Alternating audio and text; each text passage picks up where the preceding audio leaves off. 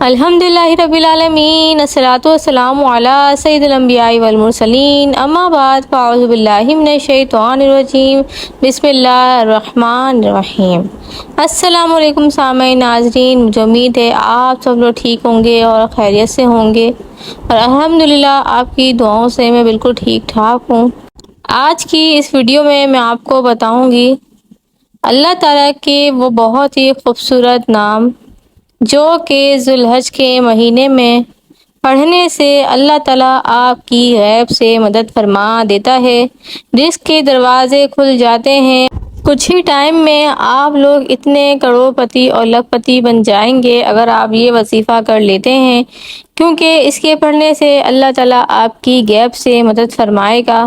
آپ کے گھر میں برکت نہیں ہے تو برکت ہو جائے گی، آپ کے گھر میں نحوست ہے، چک چک ہے، لڑائی جھگڑے ہیں، سب ختم ہو جائیں گے، اور اللہ تعالیٰ آپ کو وہ سب عطا فرمائے گا جو آپ چاہتے ہیں۔ اللہ آپ کی غیب سے مدد فرما دے گا۔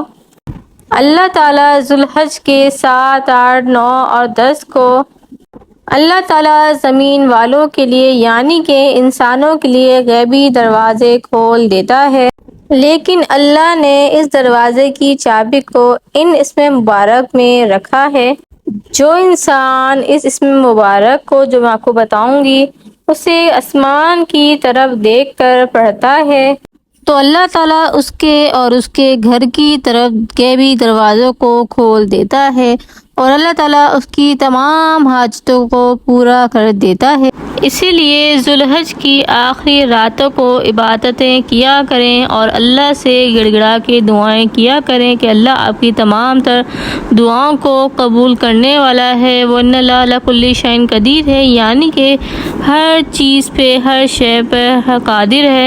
اور ان راتوں کو آسمان کی طرف دیکھ کر ان اسم مبارک کو پڑھا کرو۔ وہ اسم مبارک ہیں یا رزاقو، یا رحمان، یا معزو، یا غفار۔ 7 مرتبہ پڑھیں اور اس کے بعد اول آخر درود شریف آپ نے لازمی پڑھنا ہے۔ اول آخر درود شریف کے بعد آپ نے اسم مبارک کو 7 مرتبہ پڑھنا ہے، اور اللہ کے آگے گڑ گڑا کے اللہ سے آپ نے اپنی تمام تر خواہشات، تمام تر دعاؤں کو ظاہر کرنا ہے، اللہ سے دعا مانگنی ہے۔